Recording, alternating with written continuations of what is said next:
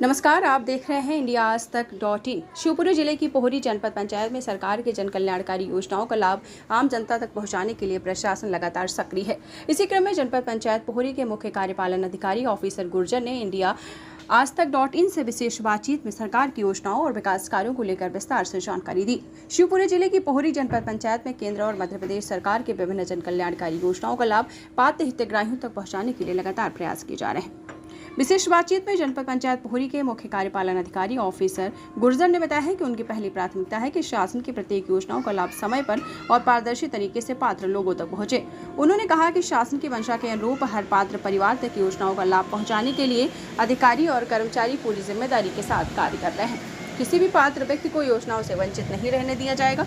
मुख्य कार्यपालन अधिकारी ऑफिसर गुर्जर ने आम नागरिकों से अपील की है कि यदि किसी पात्र हितग्राही को किसी योजना का लाभ प्राप्त करने में कोई समस्या आती है तो वह सीधे जनपद पंचायत कार्यालय से संपर्क करे। अधिकारियों के बीच भी अलग पहचान बनाई है, वही आम नागरिकों में भी उनकी कार्यप्रणाली को सकारात्मक रूप से देखा जा रहा है। सरकार की योजनाओं को अंतिम व्यक्ति तक पहुँचाने के उद्देश्य से जनपद पंचायत पोहरी का प्रशासन निरंतर प्रयासरत है, जिससे ग्रामीण क्षेत्रों में विकास कार्यों को गति मिल रही है और पात्र हितग्राहियों को समय पर योजनाओं का लाभ प्राप्त हो रहा है। कैमरामैन दीपक के साथ विनोद विकट, इंडिया आज तक .in शिवपुरी। द पड़ताल न्यूज में आपका बहुत बहुत स्वागत है। बहुत बहुत धन्यवाद सर, आप पोहरी में अभी मुख्य कार्यपालन अधिकारी के पद पे पदस्थ है। सर, सरकार की कौन सी योजनाएं चल रही हैं और जनता को क्या लाभ मिल रहा है आपके रहते हुए? देखिए, मैंने अभी कुछ दिन पहले ज्वाइन किया है यहाँ पे मुख्य कार्यपालन अधिकारी जनपद पंचायत पोहरी के रूप में। शासन की कई महत्वपूर्ण योजनाएं हैं, जिनमें से अत्यंत महत्वपूर्ण योजना जो है PM आवास। तो PM आवास प्लस में अभी टारगेट आए हैं, उनको भी पूरा कर रहे हैं। और PM जनमन आवास में जो हमारे विशेष पिछड़ी जनजातियाँ हैं, उनके लिए हमारे लक्ष्य आए हैं, हम उनको प्राप्त कर रहे हैं। इसके अलावा कुछ योजनाएं ऐसी हैं जो बेहद ज़रूरी होती हैं। व्यक्ति तो आता नहीं है, लेकिन व्यक्ति के चले जाने के बाद आर्थिक सहायता, जिसमें संबल योजना जिसको हम कहते हैं, संबल योजना में जो है अगर नेचुरल डेथ होती है तो 2 लाख रुपए, एक्सीडेंटल डेथ होती है तो 4 लाख रुपए देने का प्रावधान है।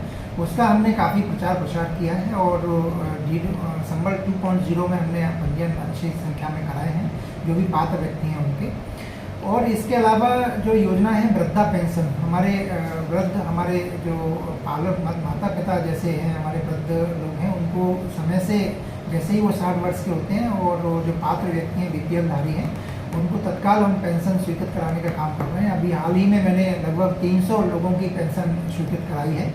इसके अलावा दिव्यांग पेंशन, और किसी दिव्यांग को हम जाते हैं तो उसका दिव्यांग प्रमाण पत्र नहीं है तो हमें बोर्ड से जिला बोर्ड से बनवा के मेडिकल सर्टिफिकेट दिला के और उनकी भी हम पेंशन स्वीकृत करा रहे हैं, जिसमें हमने 23 लोगों की पेंशन स्वीकृत करी है। इसके अलावा जो महत्वपूर्ण योजना है शासन की, उसमें हमने देखा है कि शौचालय, हर घर में शौचालय, एक घर एक शौचालय शासन का उद्देश्य था, जो लगभग पूरा हो गया। तो उसमें ISHR में जो अभी हमारा कुछ लक्ष्य है, हम उसको भी चिन्हित कर रहे हैं। इसके अलावा विकास कार्यों में तमाम तरह की विकास कार्य हमारी पंचायत में चलते हैं, जिसमें माननीय विधायक प्रतिनिधि और माननीय सांसद प्रतिनिधि जो फंड देते हैं, उसके माध्यम से जो कार्य चल रहे हैं वो गुणवत्तापूर्ण हो, इस पर भी हमारा ध्यान रहता है। इसके अलावा नरेगा से, जो कि अब BBG रामजी योजना हो गई है, 1 अप्रैल से लागू हो गई है, उसमें हम किस तरह से हमारी ग्राम पंचायतों को मुख्य धारा से जोड़ सकते हैं, उस पर हम अपना काम करते हैं। द पड़ताल न्यूज से बातचीत करने के लिए आपका बहुत बहुत धन्यवाद। Thank you.